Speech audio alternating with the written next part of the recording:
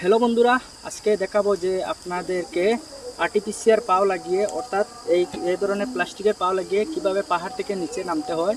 তো দেখতে পাচ্ছেন অনেক উঁচু পাহাড়, তো সেখান থেকে আমি নেমে আসছি। তো আপনাদেরকে দেখাবো যে আর্টিফিশিয়াল পা লাগিয়ে কিভাবে নিচে নামতে হয়।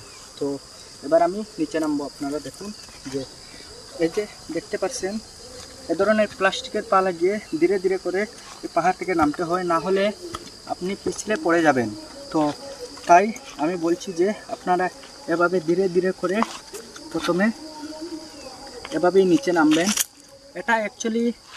এটা প্রথমে প্র্যাকটিস করতে হবে, তারপরেই আপনারা এভাবে পাহাড়ে চড়বেন। না হয় আপনারা পড়ে গিয়ে অনেক ব্যথা পাবেন।